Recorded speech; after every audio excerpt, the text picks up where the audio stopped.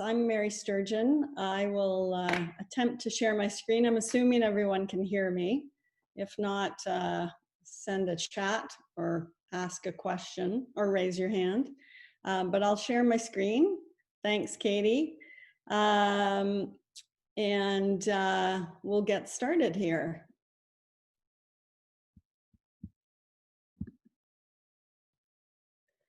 So I'm super glad to be here. Katie approached me about this in January, I think it was, Katie, and January feels like a million years ago after the pandemic and the work that we've been doing. Eons ago. Yes, sure. We'll talk in paleontologic language. But I know that you've all had a really long day, and I'm standing virtually between you and the end of your day. So I'll try and move through this as quickly as I can. My presentation today steps you through just a few of the tactics and tools that we've used at the City of Edmonton over the past few months to help both our staff and Edmontonians navigate the pandemic. As I was putting it together, I was imagining that probably some of the other presenters and speakers today gave a lot of the theory, and so this doesn't really focus on the theory. It's not explicitly instructive. It's more about sharing some of the ideas that we've implemented, with the hope that it may inspire you to incorporate some of these ideas in your own work. So with that, I'll get started. So the goals. Oops. Oh. There we go. The goals of the discussion. So this is my, first of all, I'll caveat this with, this is my first Zoom meeting. We use Google, the Google platform at the City of Edmonton. And so I'm a little unfamiliar with Zoom, but we'll muddle through. So the goals of this discussion, my discussion today, is really, as I said, to give you a bit of insight into how we've managed COVID-19 from a communications perspective over the past couple of months, give you a look into some of the tools and tactics that we've used and that you might consider, and a few practical reminders kind of woven throughout the whole discussion about some of those opportunities that you might have during a crisis.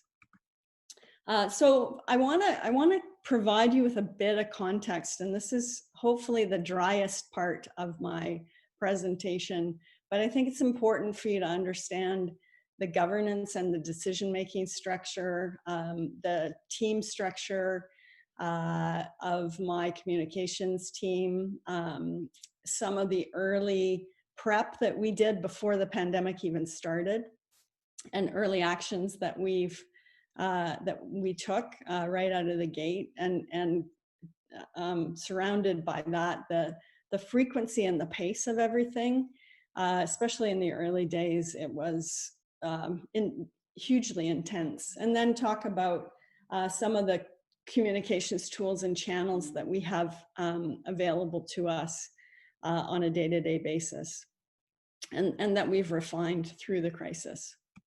So just stepping through quickly, if any of you know municipal, and I imagine that this might be different from municipality to municipality, the structure that we use for decision making during an emergency is we have an emergency advisory committee of council, which is basically city council and the mayor.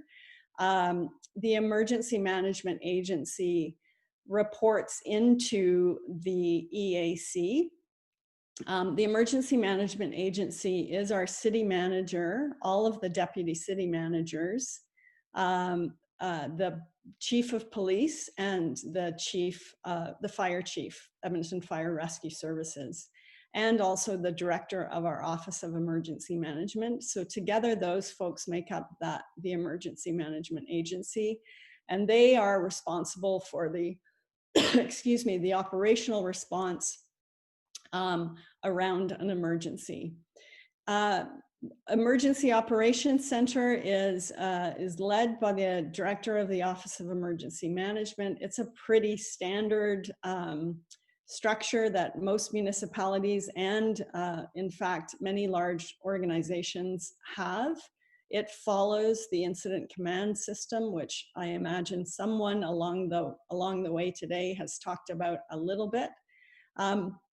But we had a parallel team. We had what we called a task team, which was a group of senior leaders from across the organization that could help to develop briefing notes and make recommendations to the emergency management agency and the executive leadership team around decision making. So when we needed to close something or alter a service or program, that task team was really important to help the emergency management agency, the leadership team, to make decisions. From a crisis communications perspective, this is essentially how the team shapes up. So you see on the upper left there, I'll start in the middle. The crisis communications manager leads the show, leads all of our activities from a crisis comms perspective. They plug into the Emergency Operations Center through the public information officer who is assigned to the Emergency Operations Center, or EOC as we call it.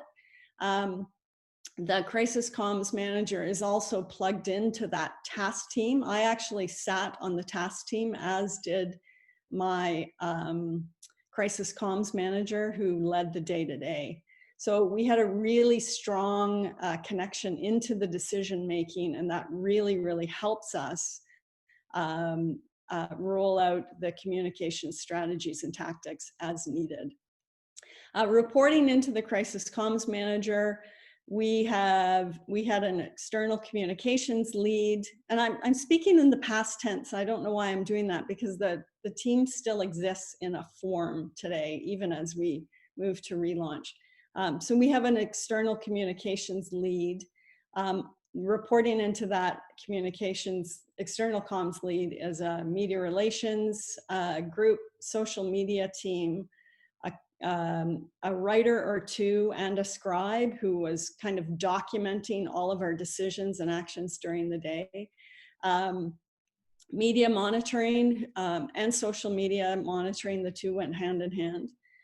We have a media production team, which I'll talk about in more detail later. We had a team that helped us activate city council and individual councilors, which I'll get into in a couple minutes. And then we had a team just writing 311 scripts, because things were changing so fast, especially in early March through to the end of March, when things were closing down, and the chief medical officer of health of Alberta was making decisions. From an internal comms perspective, we had someone who was plugged into our occupational health and safety team and our workplace health and safety team, and another person that developed our employee guide. And that's something, again, I'm going to talk about in a minute. We had a stakeholder relations manager, which we eventually decided we didn't need as things wore on, but they were essential in providing any sort of partner outreach that we needed to stakeholders or third parties that we were working alongside. And they also helped us develop a donation management portal, which was a way of connecting the community in with our work, and connecting those volunteers and people and organizations that wanted to donate things to organizations in need, like especially organizations that were helping vulnerable populations. And then we had a logistics coordinator on the right-hand side there, and their responsibility is scheduling and general support, making sure that we have templates and files, and in the early days, that when we were still in the office, flip charts and markers, and lunch was ordered and all of those kinds of things. So that's a bit of an overview of the team, and I feel that it is an abundance of riches when I think about all of the people who have worked on our crisis communications team over the past 10 or 11 weeks. It numbers in the 60s. We had 3 teams of about 22 people that would rotate in on a weekly basis. The crisis comms manager and a few of us were persistent through since March 3rd or so, when we really started to work on this. But the rest would rotate in on a weekly assignment, and we had 3 of those teams. Down at the bottom, I have creative web and storytelling. Those three groups of people would both support external and internal communications. So some of the early planning and actions, it was, we were really fortunate, and I have to give some credit to Ms. Robertson too. We had a crisis communications plan ready to go, and it had been reviewed and updated fairly recently before the pandemic started. And we had actually put some folks through some training. So there was a level of familiarization on not only the plan and our approach to crisis comms, but also some confidence among some of the key folks. And so they understood at a high level their roles. So we weren't going into it cold. I was reflecting back, I think last week, and I did a check on my email, and I sent my first email on coronavirus on January 22nd or 21st. And so we were a very small group of us, 3 of us were thinking about and starting the planning around crisis communications for COVID by the end of January. Mid to late February, we were sort of imagining how things would unfold. We took our cues, obviously, like most people, from other cities that were ahead of us. And so we started to map out those milestones. What were the triggers where we would have to sort of amplify or expand our response and our crisis comms team? So one of those was the first infection in Edmonton. So the first one was Alberta, then Edmonton, and then if we have 13,000 employees, if there was an employee that was infected, and so we started to imagine how our work would change early in or before the COVID pandemic really hit us in a big way. We started working really closely with our workplace health and safety team, knowing that we had to make sure that employees were doing the right thing and that supervisors had the right information. So our employee guidance right from the start, I would say was really strong.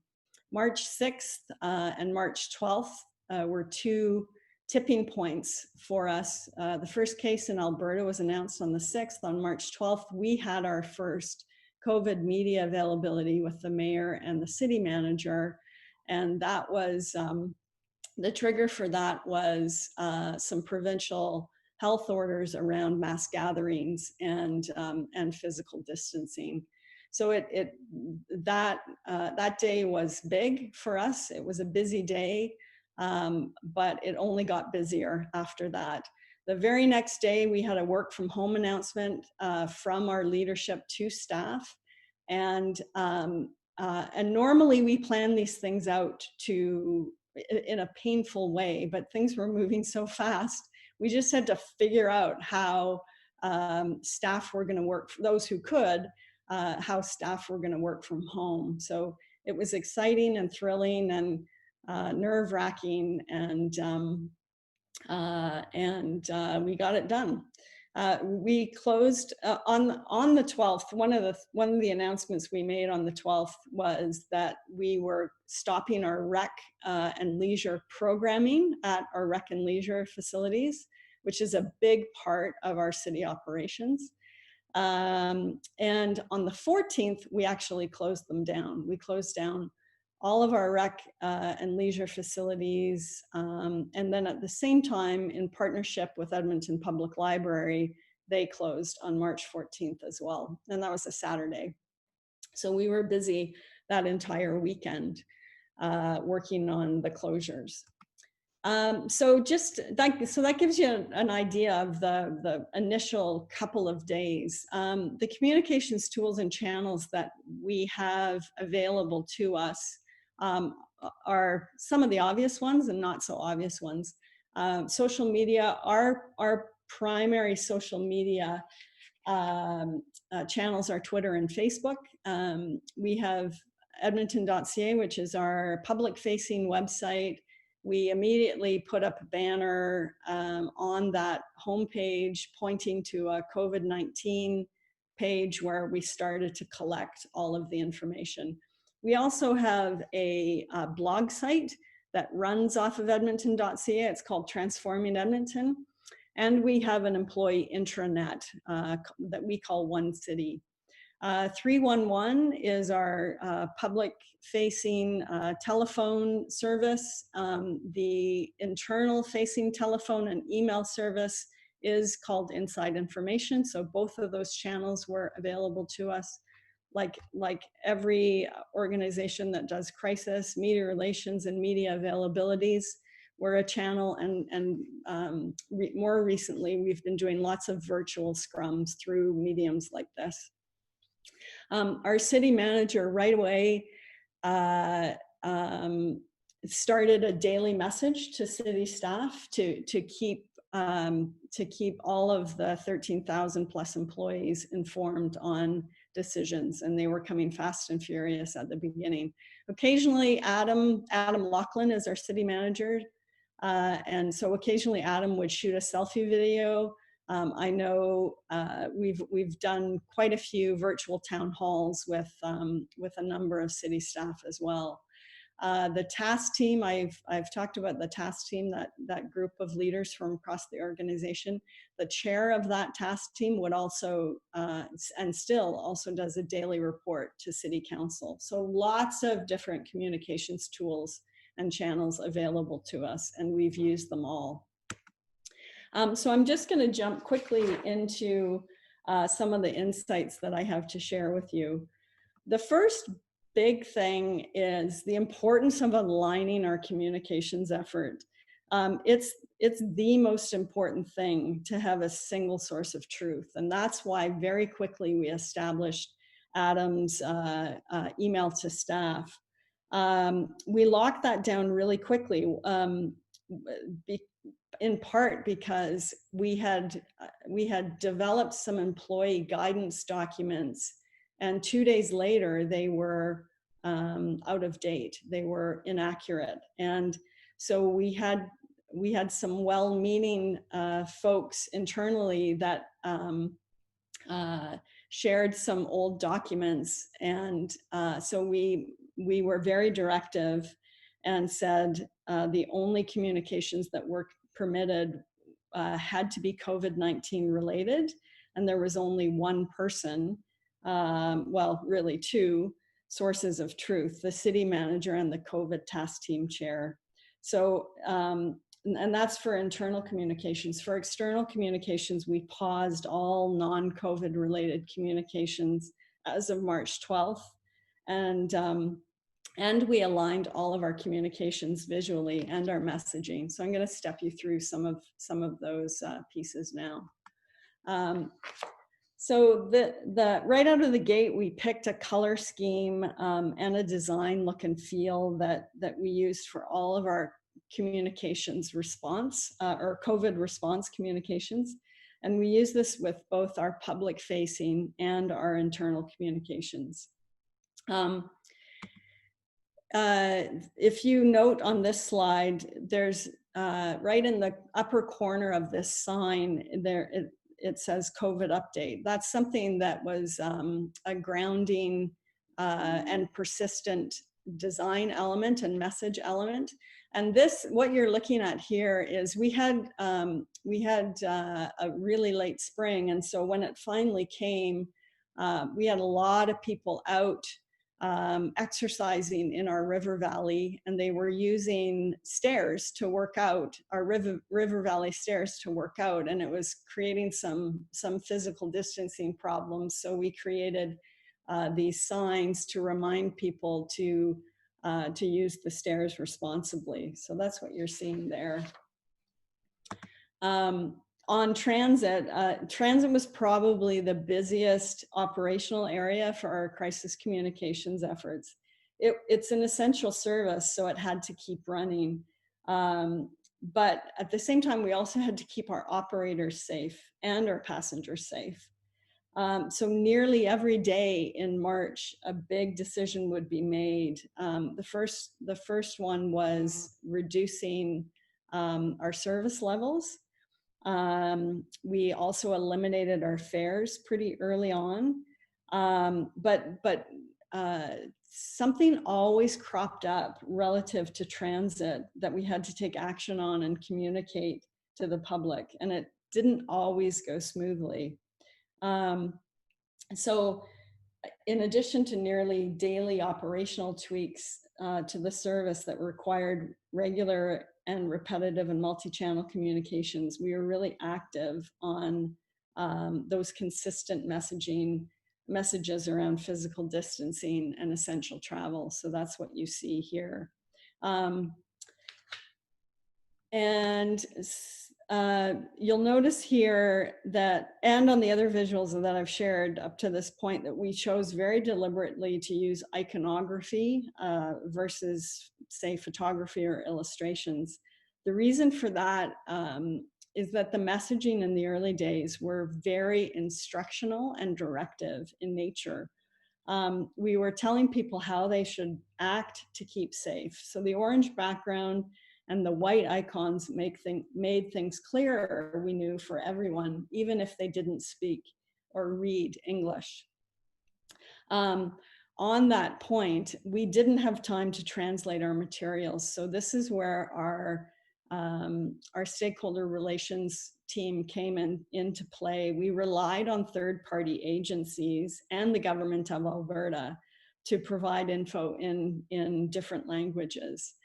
The only way that we can offer communications in more than one language, more than English, is through our 311 service.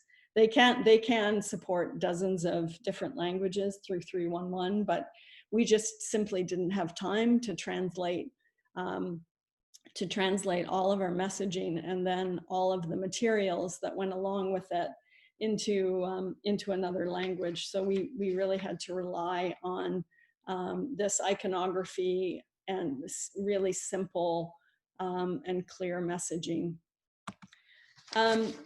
This is a picture of a shared street.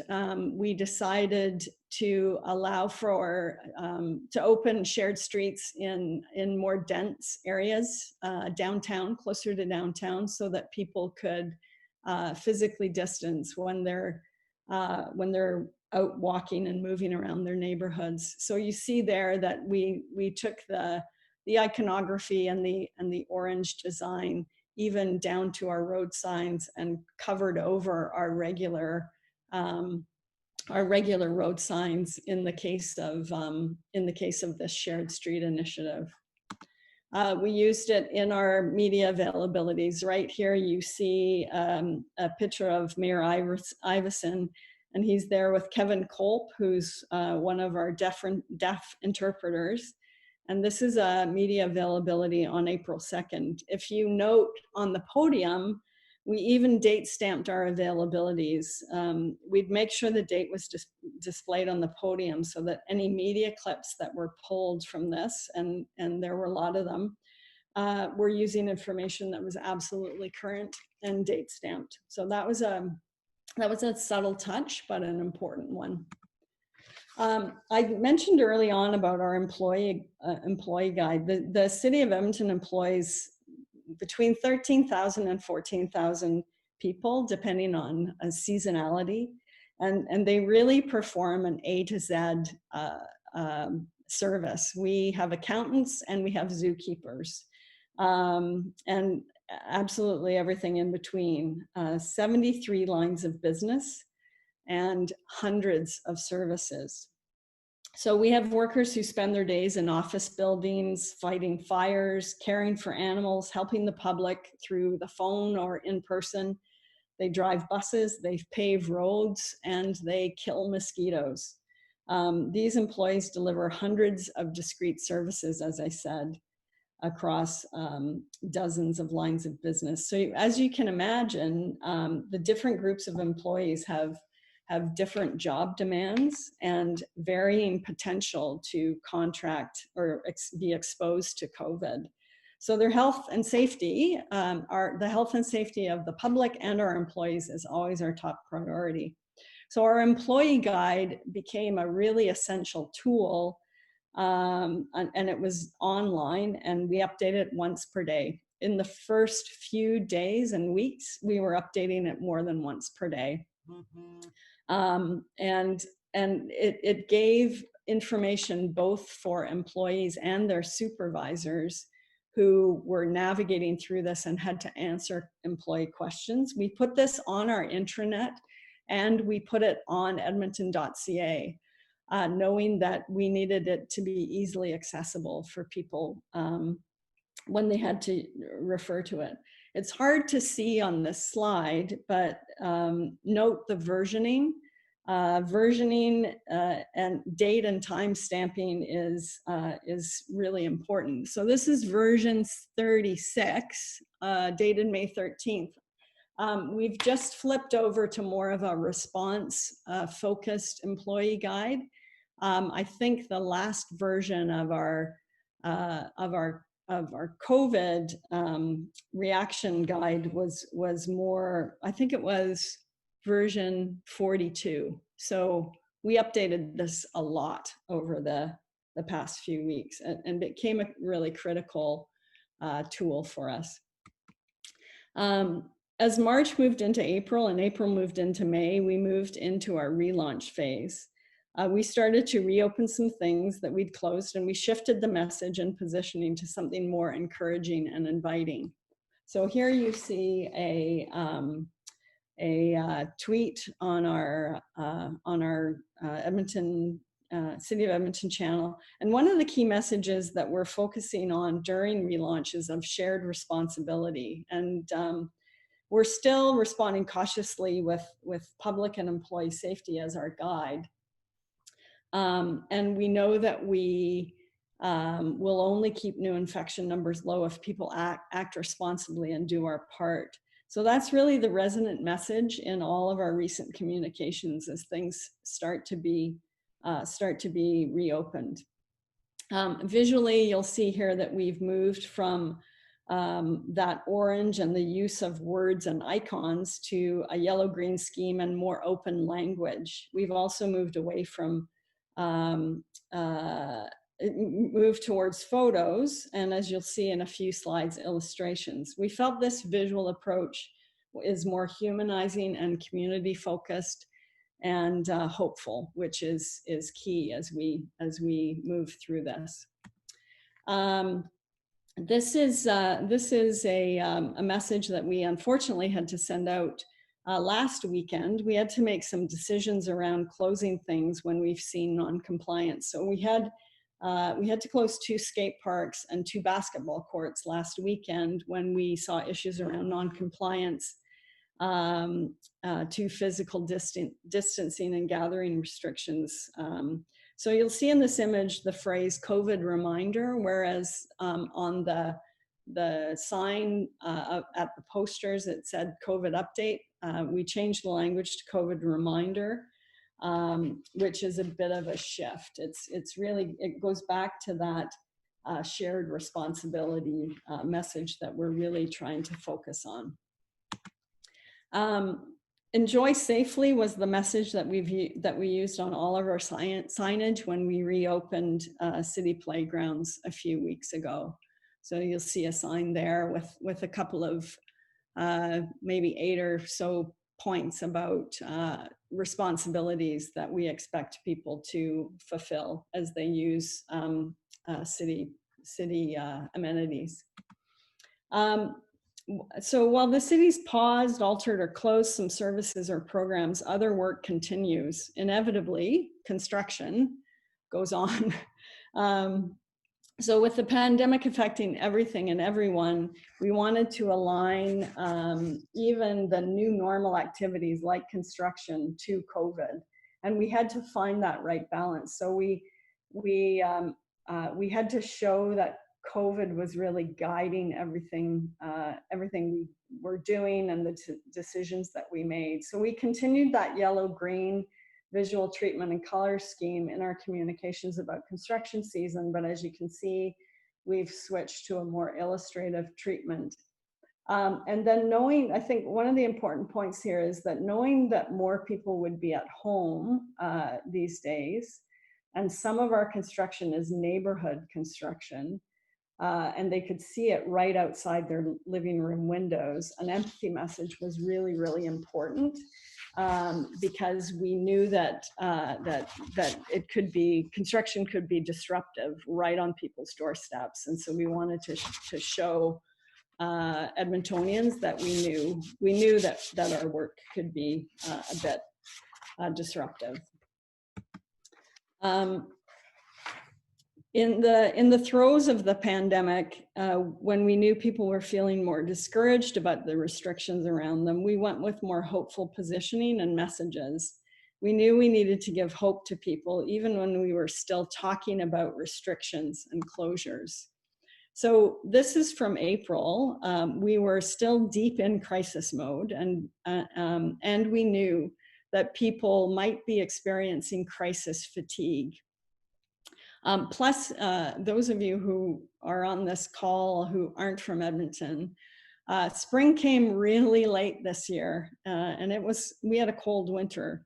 So we knew people had some cabin fever. So as part of our crisis comms strategy, we knew we had to thank Edmontonians for the hard work that they'd made around adhering to public health orders and our own orders. And so we sent this out after the long weekend, thanking people for their efforts to keep one another safe and help flatten the curve. This was a hopeful messaging that we use typically on Fridays going into the weekends to kind of give people a little bit of a boost going into the weekend. Here we used the YEG Cares hashtag along with our City of Edmonton Blue to highlight those messages of encouragement and gratitude. Part of this strategy too was to invite people in. I think it's really important to signal that we are all part of a bigger community, and it's not just about us and our rules and regulations. Oops, sorry, I will go back if I can. So I want to talk a little bit about leveraging people in your community who have a platform and an audience. For us during COVID, those people included city councillors. By way of context, we don't normally, I know some municipalities do this, but we don't. We don't normally rely on city councillors to communicate our messages for us. So there's a bit of church and state division there, where administration talks about city programs and services, and council talks about their position on those programs and services. So all through the crisis, we've given council a role to play in our communications. We've supplied them with community-focused messages that they can use on their social media, complete with images, as you see here, to reinforce the changes that were and are happening in Edmonton, and our expectations for how we needed Edmontonians to act to help flatten the curve. So this is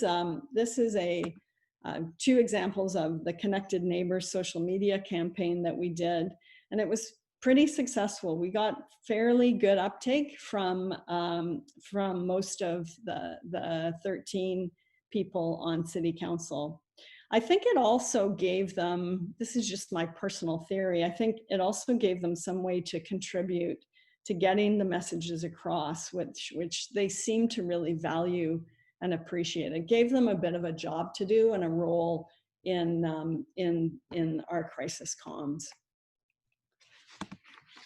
So I want to shift gears a little bit and talk briefly about going digital. And as I sort of indicated at the beginning, I'll tell you, I'm someone who's verging on the baby boomer generation, and I had my moments of anxiety when we got the word about working from home. We had, as a full crisis comms team, we had about 5 days of working together in the office before we got the call to go home. And analog is very much my happy place. So I wasn't sure how it would work digitally and remotely. As I said, we're a Google shop, and Google has pretty robust online tools like this where you can connect really easily. But I just, we were so reliant on things like markers and flip charts, and spreading out and huddling together and working through problems together in a very not physically distanced way. So I was a little worried about going digital, but it seemed to work in the end. My fears were unfounded. So as I said, we received the work from home notice from the city manager on March 12th. And we were in that war room setting for 5 or so days before that. And that, if any of you have been in that war room setting, you know that there's a sense of teamwork and purpose and having one another's back. And it's a really incredible feeling. So when we got the work from home direction, I was a little bit concerned. I honestly didn't think I was trying to imagine how we would fulfill crisis comms when we were all, as I am, sitting around our individual dining room tables. But we became experts really, really fast on things, particularly things like live streaming. We'd done some Facebook Live events before the pandemic, but now we're exceptional at delivering YouTube live stream media availabilities. In the initial few weeks, we did 3 or 4 avails per week, and then we started doing what I called twofers. We were doing 2 availabilities in one day, depending on the news that we were communicating and what was happening that day. On top of that, in the early days, the mayor had to self-isolate at home. So we had to wrestle the technology gremlins to the ground and connect him remotely, live stream him, and have Adam in City Hall. And so we got some great support from a telecom provider and people from my team, my storytelling team, and IT really, as I said, wrestled that to the ground. As the pandemic wore on and we were incorporating more new normal information into our day-to-day communications, we relied on virtual scrums, and we would invite media and city spokespeople. We would record them, and we're still doing these and still recording them. So that gave media, certainly broadcast and radio media, the audio that they needed, and in some cases, the visuals, and certainly the basic information and the spokesperson quotes. So those virtual scrums have been really well received. So power of storytelling. Our COVID crisis communications isn't just about delivering factual information to keep people safe. It's also about telling the stories of Edmontonians and city staff as they live and work through this pandemic. I'm so fortunate that I have a small storytelling team who I rely on and who I get to work with every day. It's a team of one writer and 3 videographers who also shoot stills. They have a few slick cameras, but they do a lot of stuff on their iPhones too. And so I think that's a message that we should all take to heart.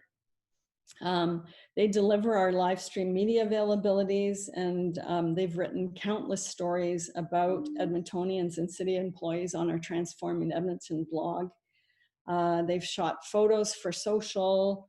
They've developed video on city decisions and services, pulled together how-tos on mask wearing, and they've done an excellent job of just bringing other voices and perspectives into our messages. It humanizes us. It shows that we are just one member of a larger community, and I think that's really especially important as the pandemic has worn on. We can only communicate facts and safety messages for so long before people start to tune us out. And frankly, tuning us out puts the public at risk. One of my favorite things they did was help tell the story of reopening a few of our dog parks. I'm going to see if this will work.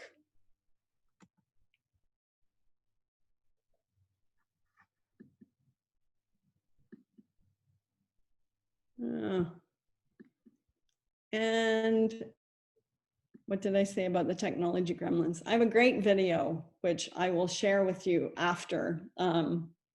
But anyway, the video talks about the reopening of a dog park, and my storytelling team knew that people would be interested in the news of reopened dog parks, and we got word that this decision to reopen was made. And within, I don't know, 3 hours, we got the initial elements of the video shot, and we were starting to pull it together. And so my storytelling team really knows that a good story follows a pattern of building tension and then providing release. They've already gathered footage at our currently shuttered rec centers and have shot the quiet, dark, empty building footage that will build the tension part of the story. When we eventually reopen, and I think that's coming in the next little while, when we eventually reopen our rec centers, which are really popular community hubs, that tension footage will be punctuated by the release footage, the vibrant, busy, active, joyous reopening, the shots of people bringing these spaces back to life. So getting those before pictures and footage of a crisis scenario so that you can tell the story of the recovery down the road shows incredible foresight. And I apologize for not being able to run this video. I'm gonna bring it home now. I'm almost done here, folks. So some final thoughts for you. Control what you can and let the rest go. I mentioned earlier that one of the first decisions transit made was to go to reduced schedule. They went to Saturday service, which they ran 7 days a week. So Saturday service is typically, they start later and they end earlier. The frequency of the buses are a bit lower. So for weekday, and we announced this in the middle of the week, and So we put out a lot of factual information around the going to Saturday schedule. And and then the next day, we had riders or we had passengers showing up thinking that their regular Monday to Friday service was still in effect.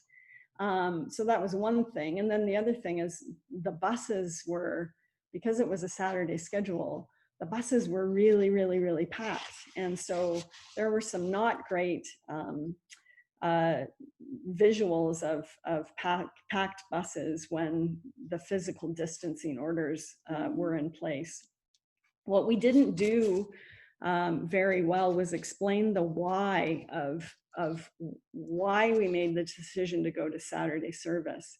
It wasn't about saving money or anything like that. It was really about maintaining the long-term sustainability of the system, of the transit system over a long period of time. We had no idea how long the pandemic is going to last. And the decision was really around protecting the health of drivers so that they would have enough drivers to drive buses over the long term. And we didn't explain that well enough. So my advice here is take the time to explain that why, even when you're moving quickly. We had an opportunity to explain the why the next day, and people understood. I think in the case of a pandemic, it's not the city doing something to Edmontonians. The virus really is the boss of us all. So um, in the case of crisis communications, you're going to make mistakes. So phrases like "this is the situation right now" and "what we know right now" is phrasing that's your friend. So use it. So is versioning and timestamps, which I've talked about. The COVID landing page on edmonton.ca is date and time stamped at the top. And then all of the individual program and service updates below are also dated and time stamped. That means people know that they're looking at the most current information when they're looking things up.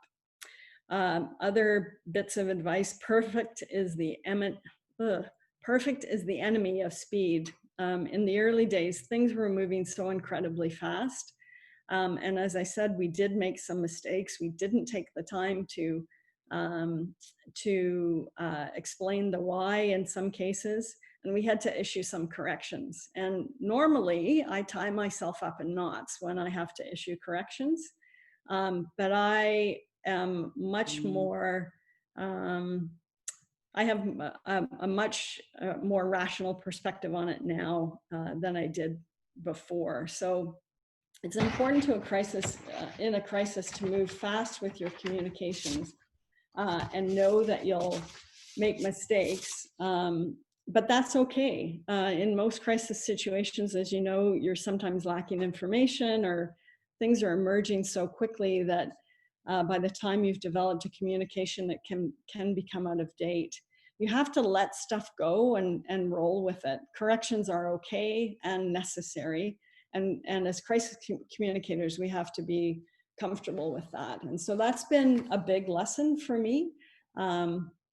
Asking for forgiveness is part of what happens in these sorts of situations. So final thoughts. I will tell you, I've had the most fun of my career over the past few months.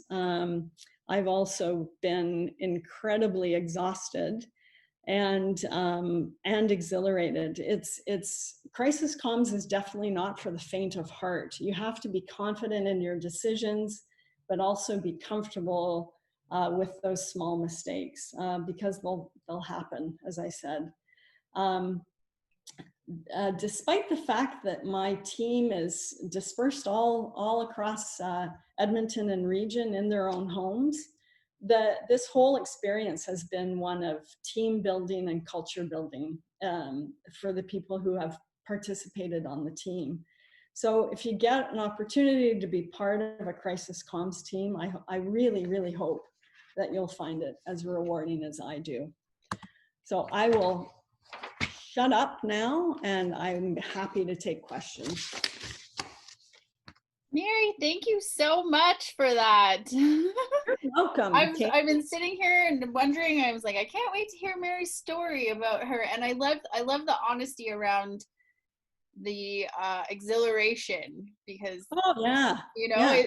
it's an awful job, but it's also fun. So Yeah, it's, you know, so many times I said to colleagues, this is weirdly fun. We are dealing with a pandemic, but the work is so challenging, and it's incredibly rewarding, and the reward is instant. And so that's what is so neat about this work. awesome. Thank you. So we do have a couple of questions. Okay. I'm going to try this one. Nick, are you there? Let's see. Yes, I'm here. Okay, you put your hand up, so I'm going to let you ask. Sure. Well, Mary, I guess my question would be, I think it's interesting, you know, that at this point that we have to provide some kind of, you know, seed for the future. And you talked about some of the things you're doing. Are there other things you're doing sort of in the midterm to get people sort of, you know, back into the swing of things? Yeah, well, it's an interesting question, Nick. It's, in fact, I was just listening to our emergency advisory committee meeting before I jumped on this call, and one of the things that Adam, our city manager, recommended was the not renewing our state of local emergency, which I didn't touch on at all, but so that is likely to happen today. We won't renew our state of local emergency. And a couple of councillors asked about, well, is this going to signal to Edmontonians that it's just time to go back to normal? And so I think when you ask about a seed, it's really about striking the right balance of helping Edmontonians get on with their lives, but get on with their lives in a new normal. The pandemic isn't over. And so we have to maintain that play safe, stay safe messaging that we started when we started to reopen things. I think we can use our powers to direct people to appropriate activities and tell them when they're acting inappropriately. And so that's why we chose to close our skate parks. It was not a decision that we took lightly, but we had to do it. And messaging has to go along with that, and I think people understand. So things like some of the things that we're really focusing on are community building initiatives like community gardens. We've really amplified that operationally and expanded that operationally, knowing that people are going to be close to home, and they want some things to do. They want ways to connect with their fellow Edmontonians in a safe way. So community gardens is one, shared streets, which I showed you, that's another one. But at the core of all of that is a message about personal responsibility, shared responsibility, and acting in a safe way. That's beautiful. Thank you. Thanks, Mary. So we do have a few more questions. The next one is, given the unknown with COVID, do you have an open budget for COVID materials? So this is around the budget of how you get the communications done. Well, no, we don't. We are in just like every organization, in a dire financial situation. What we are doing is being really smart about how we approach the development of materials. And so again, just before I jumped on this call, I was looking at a document around reopening facilities, and it referred to signage and floor decals and posters and things like that. And I said, I put a comment in the document and I said, this all has to be done centrally, because that's the way that we save some money. And most importantly, we have a consistent message across the corporation, so that if an employee goes to facility X, and then they go into facility Y, they are seeing the same message, regardless of where they are. So that's one way of communicating things. The other way is we're able to do a lot more things in-house through our storytelling team. Just having some folks that can shoot video and produce video really quickly is a gift, and it's an investment that we made last year, and it's paid off 1,000-fold. So we're being very, very smart, and the reason why is we're in financial straits, but we've also laid off 2,500 employees. So it's we owe it to them to be smart with how we spend money and to not be excessive at all. Mm-hmm. Thanks, Mary. So this other next question kind of ties in a little bit with the look and feel of what you were just talking about. Yeah. Is your team preparing for wave 2? Will you return to original look and feel, the orange and white, when this occurs?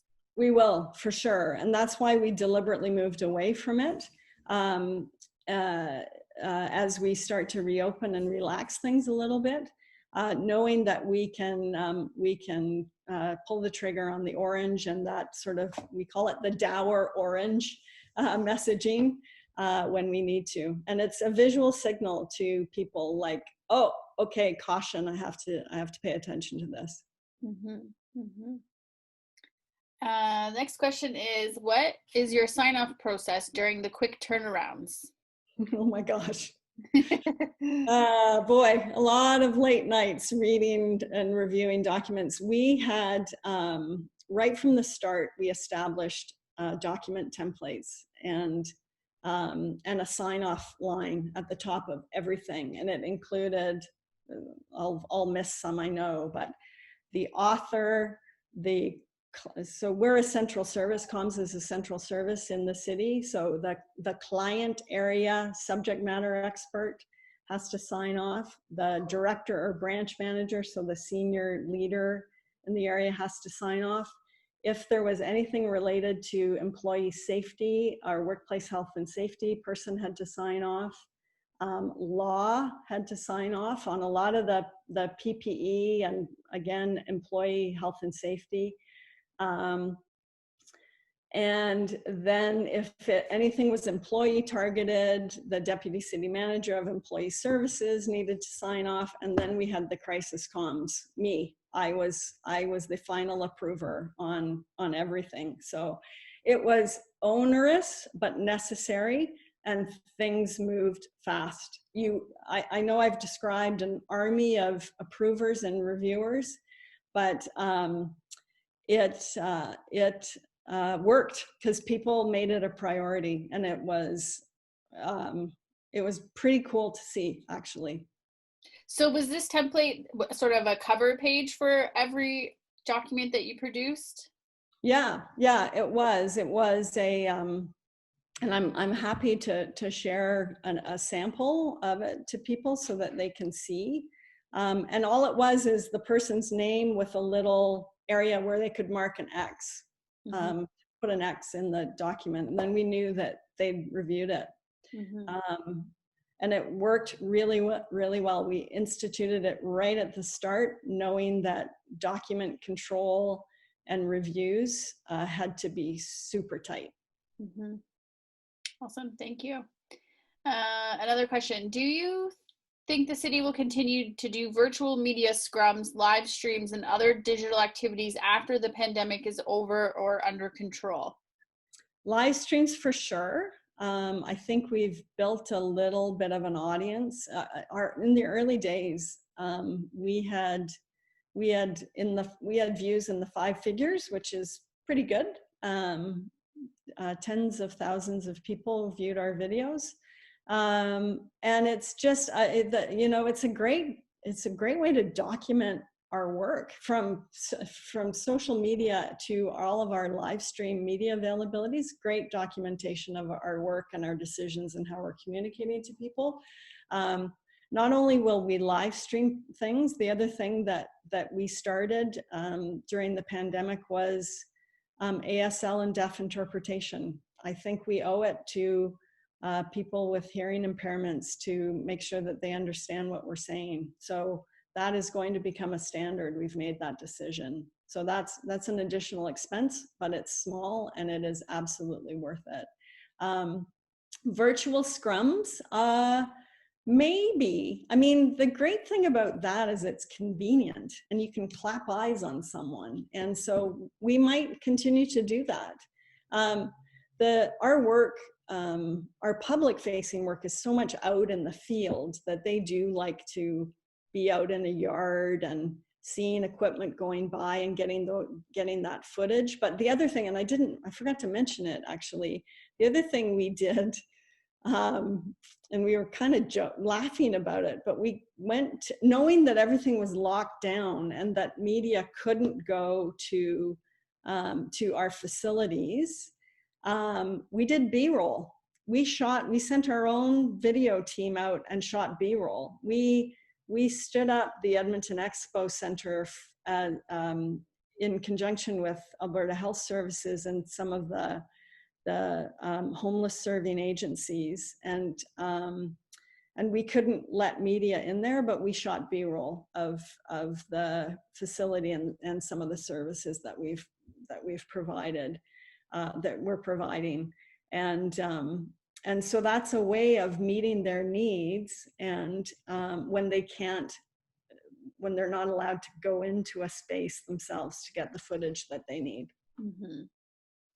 I was going to say, as a Edmontonian, I noticed lots of people appreciated the interpreter almost as much as they appreciated Dr. Hinshaw. So even if they could hear and see just fine, they were thrilled that he was there and really applauded that move. So yeah.